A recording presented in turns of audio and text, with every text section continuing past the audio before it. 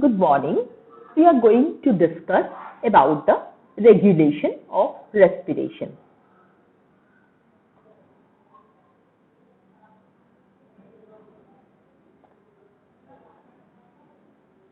The normal rate of respiration in adults is 12 to 18 per minute and the approximate tidal volume is 500 ml, adjusted to the requirements of the body. Spontaneous respiration is rhythmic discharge of motor neurons that innervate the respiratory muscles. So this picture, there is hyperventilation. You can hold your breath also, apnea. There may be hypoventilation. So there may be different patterns of breathing. Now the control can be local control, peripheral control and the central control. The peripheral control, the controllers are the chemoreceptors. For central control, centers are present in pons, medulla and the cerebral cortex. So this picture, information from the periphery comes to the medullary center. There are also some reflexes which are generated. Also information comes from them. Information also comes from the higher center, and all these are integrated at the level of the medulla. There is also generation of spontaneous rhythm of the medulla, and finally a respiratory pattern is generated. So there are some neurons which generate the pattern of respiration. These are called central pattern generators, CPG, and the neurons involved in these are called the central pattern generators. Central pattern generators. So there may be two mechanisms. One is neural mechanism, the other is the chemical mechanism for regulation of respiration. For neural mechanism, there may be voluntary control of respiration, automatic control and reflex control. I am hyperventilating suddenly. So this is under my voluntary control. I am talking with you. I am teaching you. Still I am taking respiration. This is automatic control. Now there are some reflexes. Say I am talking. Still my respiration is continuing. So there will be some reflex control. So voluntary control, automatic control, reflex control. The voluntary control mainly comes from the cerebral cortex to the medulla and from there finally to the motor neurons. So in this picture you see the cerebral cortex, the pons, medulla and the nerve coming down to supply the respiratory muscles. Follow this picture. This is the pneumotaxic center. This is the apneustic center. They are present in the pons. While the dorsal respiratory group of neurons and the ventral group of respiratory group of neurons and central chemoreceptors, all of them, they are present in the medulla. So there are pontine centers as well as there are medullary centers. The exact location of the respiratory rhythm generator till date has not been identified accurately in spite of various researches. So there are multiple theories for generation of the respiratory rhythm. One theory is the restrictive model theory. In this theory, it is thought like that the pacemaker cells are present in this blue area, that is the Purkinje complex. The Purkinje complex situated between the nucleus ambiguous and the lateral reticular nucleus. So it is situated between the nucleus ambiguous and the lateral reticular nucleus. Now, studies have been carried in animals to see where the pattern of respiration is generated. A section is made above the pons. There is no problem with respiration. A section is made below the medulla. Respiration stops. So the respiratory centers should be present between the pons and medulla. Now a section in pons is made between the pneumotaxic and the apneustic center. You see apneustic breathing. Another section below the apneustic center, above the medulla. More or less normal respiration continues rhythmically, showing evidence of reciprocal innervation between inspiratory and expiratory neurons. So the main centers which generate the pattern of respiration are thought to be present in the medulla. They can be controlled voluntarily by the motor cortex.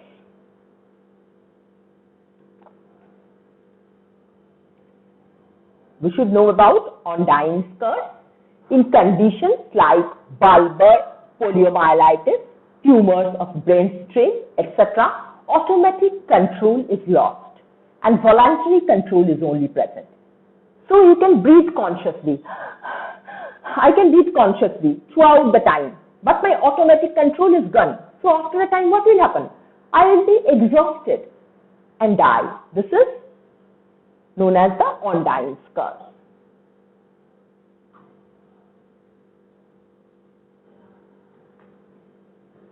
The automatic control centers are present mainly in the medulla and pons, the reticular activating system. In this picture you see, if a section is made in the spinomedullary junction, that is spinomedullary transection, you can see in the picture what happens. Respiration has totally stopped. If you make a section between the pons and medulla, normal respiration is nearly possible. So the main respiratory pattern generators are present in the medulla. They consist of the ventral respiratory group and the dorsal respiratory group of neurons. The ventral respiratory group of neurons and the dorsal respiratory group of neurons. The ventral respiratory group and the dorsal respiratory group of neurons. We have already told that information from higher centers, from the aortic body, carotid bodies, from the lungs, from proprioceptors, touch receptors, temperature, painful stimuli, all of them come via afferents to the dorsal respiratory group, mainly the dorsal respiratory group of neurons. See this picture? Here there are inspiratory and expiratory neurons. You can see the ventral respiratory group, the dorsal respiratory group. In the ventral respiratory group, in the intermediate part is situated your pre-Böttchinger complex, which has got pacemaker cells which can discharge on their own and produce the respiratory rhythm. This is called the restricted model. So you can see this is the pre-Böttchinger complex, the blue colored one situated between the nucleus ambiguous and the lateral reticular nucleus. This is the pre-Böttchinger complex, the pre-Böttchinger complex. Here again in the picture you see the location of the pre-Böttchinger complex, the dorsal respiratory group, the ventral respiratory group. Just follow the picture and see. Now the central pattern generator, the firing patterns of the respiratory related neurons depend on the ion channels in their membranes and the synaptic inputs they receive. So the central pattern generator, the firing patterns of respiratory related neurons depend on the ion channels in their membranes and the synaptic inputs they receive. The respiratory central pattern generator for eupnea could reside in a single site or in multiple sites, or could emerge from a complex network. So there are different models. One is the synaptic interaction, network models of respiratory rhythm generation. That is the synaptic interaction. The restricted site model, you have already seen about the Prebottinger complex as the respiratory central pattern generator. This is the restricted site model. Now, distributed oscillator model.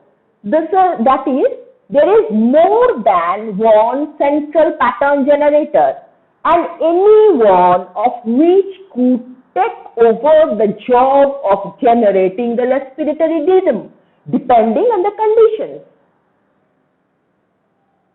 Let's correlate this with something about the heart. In the heart, you have seen there are pacemaker cells in different places. The property of autorhythmicity. Pacemaker cells were present in the AC node, in the AV node, in the Purkinje fibers. Different places there are pacemaker cells. But the heart used to beat at the rate of the AC node because the AC node has got the highest rate for beating. But in case of emergency or in different situations, other parts can also take part in generation of rhythm. We have seen in heart block. For complete heart block, there is generation of an idioventricular rhythm. So life of the person could be saved. A Stroke-Adams syndrome. Similarly here, the pacemaker cell is present in different parts in the medulla. The pattern may be generated in one part, but it can shift from one part to other in cases of different emergencies. Now comes the emergent property model. No individual region of the dorsal or ventral respiratory group is sufficient to generate the rhythm, but many of them are necessary. So what does this theory tell? That not only the dorsal respiratory group or the ventral respiratory group is enough to generate a rhythm, but all of them are necessary to generate the rhythm. You can see here the dorsal respiratory group. There are some channels which have got transient A type of potassium current. If they are initially hyperpolarized, then they will be depolarized lately. There is a typical property of the membrane property of the ion channels. When they are stimulated by thyrotropin releasing hormone, they can initiate respiratory bursts. As you see in the picture, the blue colored, the green colored, you see here what is happening. The dorsal respiratory group is generating respiratory bursts. We have told that there are some synaptic connections. We told synaptic interaction. You see this? We told synaptic interaction. So you see in this picture, what is happening? During early inspiration, one group of neuron is stimulated, while the other group of neuron is kept inhibited by the first group of neuron. In late inspiration, what is happening? There is stimulation of the other group of neuron, while the first group of neuron is kept inhibited by the second group. Again, the same picture out here. So, early inspiratory neuron and late inspiratory neuron. You know the inspiration is a ramp signal. That is, it is not a sudden burst. It rises gradually. So this can explain that property of ramp signal. This is again the restricted model pattern. That is, the pacemaker cells are present in the pre-Bott-Ginger complex and they only generate the rhythm of respiration. Now let's see about the inspiratory ramp signal. The nervous signal that is transmitted to the inspiratory muscle, mainly the diaphragm, is not instantaneous burst of action potential. Instead, in normal respiration, it begins weakly and increases steadily in a ramp manner for about 2 seconds. Then it ceases abruptly for approximately next 3 seconds. So inspiration followed by expiration, which turns off the excitation of diaphragm and allows elastic recoil of the lungs and the chest wall to cause expiration. Now, advantages of ramp signal. The inspiratory signal begins again for another cycle. This cycle repeats again and again with expiration occurring in between ramp signals. This causes steady increase in the volume of the lungs during inspiration rather than gas. If the inspiratory signal was not a ramp signal, see what would happen. I would have taken respiration like this.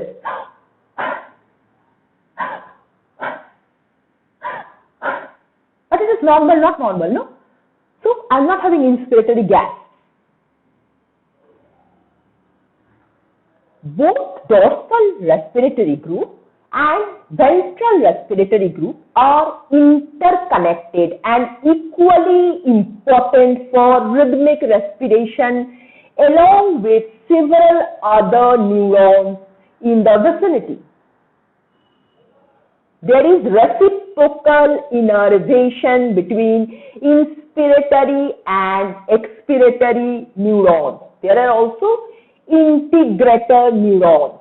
Some may be excitatory, some may be inhibitory among them. So there are integrator neurons. Now let's come to the non-chemical receptors. They are from pulmonary stretch receptors, Haring-Burr reflex, from J receptors, from irritant receptors in the respiratory tract, from proprioceptors, from chest wall stretch receptors, from baroreceptors, from thermoreceptors. So let's see about the reflex control of respiration. Haring-Burr reflexes. Then pulmonary irritant receptors, J receptors. From receptors outside the respiratory system. Example, proprioceptors, nociceptors, thermoceptors. Those which inhibit respiration, baroreceptors, visceroceptors. Now, reflexes involved in respiratory control. So, we will see them: stimulus, reflex, receptor and afferent pathway. Lung inflation, stimulus, reflex. Haring-Burr inflation, reflex. Receptor, airway stretch receptor. Afferent pathway, vagus nerve. Lung deflation, reflex. Haring-Burr deflation, reflex. Airway stretch receptor. Vagus is the afferent. So, Haring-Burr reflexes located in the muscular portions of the wall of the bronchi and bronchioles throughout the lungs are stretch receptors. Transmit signals through the vagi into the dorsal respiratory group of neurons when the lungs become overstretched. They only operate when the tidal volume exceeds 1 to 1.5 liters. So they are more important in case of rabbits. your normal tidal volume is 500 ml. Now comes the Hering-Burger deflation reflex. It is seen when there is extreme deflation of the lungs, as seen in collapse of lungs, pneumothorax, hydropneumothorax. Effect of irritant receptors in the airway. The epithelium of the trachea, bronchi and bronchioles is supplied with sensory nerve endings called pulmonary irritant receptors and are rapidly adapting and innervated by myelinated vagal nerve fibers. So they are innervated by myelinated vagal nerve fibers. They are stimulated by many incidents like lung hyperinflation, exogenous substances like sulfur dioxide, smoke, and endogenous substances like histamine, prostaglandins. Now we come to functions of J receptors. They were discovered by Indian scientist Dr. A.S. Pental. A few sensory nerve endings have been described in the alveolar walls in juxtaposition to the pulmonary capillaries, hence the name J receptors. They are non-myelinated nerve endings. Type C fibers, these are non-myelinated nerve endings. They are stimulated especially when the pulmonary capillaries become engorged with blood or when pulmonary edema occurs due to congestive heart failure. Their excitation can give the person a feeling of dyspnea. Apnea followed by hyperventilation, bradycardia, hypotension, bronchoconstriction, mucus secretion, and skeletal muscle weakness. There is a similar reflex called the coronary chemoreflex or Basal-Gerry's reflex. Now there are receptors present outside the respiratory system which also stimulate respiration. You are going to do some exercise. So the proprioceptors come into play. Now you are having pain. So nociceptors, they come into play. These proprioceptors help to increase ventilation at the start of exercise, even before changes in partial pressure of carbon dioxide, oxygen and hydrogen ion concentration occurs. Nociceptors, we already told about pain receptors, emotional stimuli, chemoreceptors, stimulated by acidosis, hypoxia. Thermoreceptors present in hypothalamus. You are having fever, so your respiration increases. So thermoreceptors. Those which inhibit respiration, baroreceptors, inhibit reflexly. There is something called adrenaline apnea. Visceroceptors. You are drinking water, so deglutition apnea occurs during vomiting, swallowing, which reflexly inhibit respiration. Now, other factors affecting respiration, sleep. Respiration is not that well controlled during sleep, less rigorously controlled during sleep. Now we come to an applied aspect. One is sleep apnea syndrome. The causes may be peripheral as well as central. Obstructive sleep apnea syndrome. Say a person is very fat, so he is sleeping. His tongue falls back. This causes of obstruction, and there is stoppage of respiration. After some time, what happens? There is accumulation of carbon dioxide. This causes stimulation of respiratory centers. Again, he starts breathing. So periods of apnea and respiration occurs. So this person will have headache, fatigue, hypoxemia, hypercapnic condition, may develop pulmonary hypertension. So positive pressure breathing or CPAP may be useful for this subject. We will learn about this later on. Sudden infant death syndrome, a type of central apnea due to failure of respiratory centers to produce neural impulses, so causing total stoppage of respiration. Now we come to the peripheral chemoreceptors and the central chemoreceptors for chemical control of respiration, and the pulmonary and the myocardial receptors. Chemical control of regulation. The ultimate goal of respiration is to maintain proper concentrations of oxygen, carbon dioxide and hydrogen ions in the tissues. Respiratory activity is highly responsive to changes in each of these. Excess carbon dioxide or excess hydrogen ions in the blood mainly act directly on the respiratory centers. Now the central chemoreceptors. They are situated beneath the ventral surface of the medulla. They are sensitive to hydrogen ion concentration. But hydrogen ions, they cannot cross the blood-brain barrier. You see in this picture, the hydrogen ions, they cannot cross the blood-brain barrier. So what happens? If there is increasing carbon dioxide level also, so what will happen? Carbon dioxide will easily diffuse across the blood-brain barrier. Combine with water, form H2CO3, which breaks down into H plus and HCO3 minus ions. This H plus ions now excite the central chemoreceptors. So what will happen? You will hyperventilate. If you hyperventilate, carbon dioxide is washed out. As a result, it is brought back to normal. So initially there was rise in carbon dioxide level of your blood. What happened? You hyperventilated with the help of central chemoreceptors.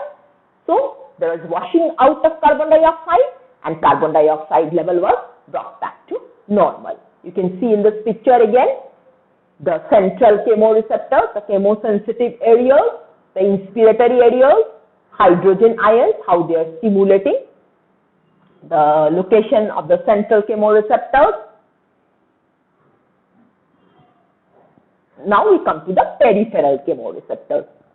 They are situated in the carotid and the aortic bodies. The carotid and the aortic bodies.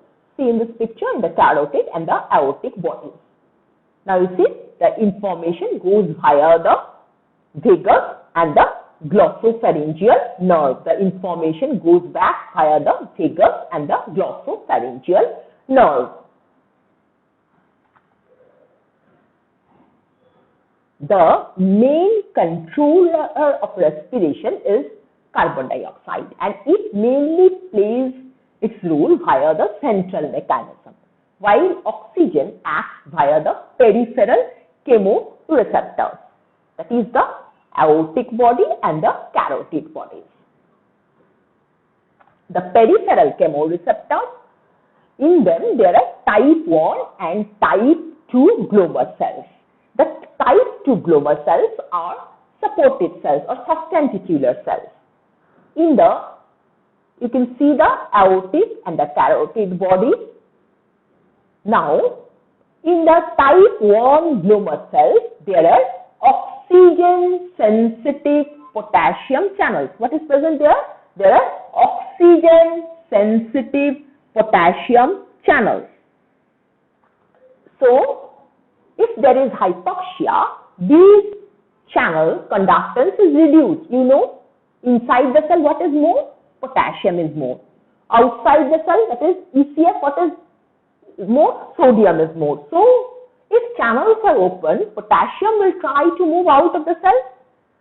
If potassium channels are closed, the membrane will become depolarized or remain depolarized for longer intervals.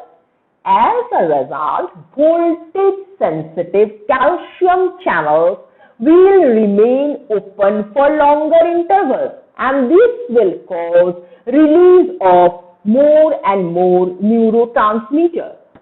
This neurotransmitter is thought to be dopamine, and it acts via the D2 receptors. So what is present in the type 1 gliomas cells? There are oxygen sensitive potassium channel. Whenever there is hypoxia, the conductance in these channels they decrease. As a result, the voltage gated calcium channels they remain open for longer interval. So there is release of more and more neurotransmitter which acts via D2 receptors, and afferent impulses go from the periphery to the medulla. So you see in this picture, afferent impulses going via the vagus and the glossopharyngeal nerve. Low partial pressure of oxygen stimulates ventilation when carbon dioxide and hydrogen ions are constant. But pressures lower than 100 mm mercury, ventilation approximately doubles when the arterial partial pressure of oxygen falls to 60 mm mercury or below, not before that, because say your partial pressure of oxygen has fallen slightly. What is happening? Impulses are going via the afferent nerve to your medullary center. So what is now happening? You are hyperventilating. When you are hyperventilating, what is happening? There is washing out of carbon dioxide. As a result, the central chemoreceptors are now inhibited. So this is called the breathing effect of carbon dioxide. Factors stimulating: oxygen tension, elevated PCO2, hydrogen ion concentration, hyperkalemia, asphyxia. Carotid bodies increases both rate and depth, and aortic bodies only rate of respiration. In this picture you can see the frequency of discharge in the carotid bodies is very sensitive when the partial pressure of oxygen ranges between 30 and 60 millimeter of mercury. So when it ranges between 30 and 60 millimeter mercury, it is very sensitive. Now pulmonary and myocardial chemoreceptors. Location: pulmonary and coronary blood vessels, innervation, vagus nerve. Effects: now injection of viratridine or nicotine causes bradycardia, hypotension, apnea, followed by tachypnea. Now chemosensitivity of the carotid body. Sensitivity to arterial PCO2. The carotid body can sense hypercapnia in absence of hypoxia and acidosis. Sensitivity to decreased arterial pH. The carotid body also can sense acidosis in the absence of hypoxia or hypercapnia. Besides being sensitive to hypoxia, the carotid body is sensitive to both components of respiratory acidosis, high PCO2 and low pH.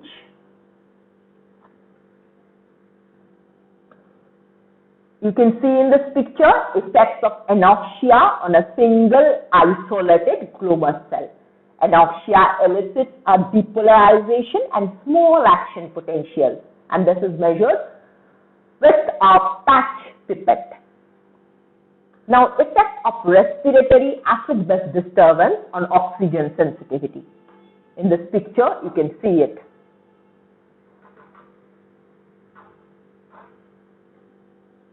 In this diagram, you see effects of pH changes on carbon dioxide sensitivity.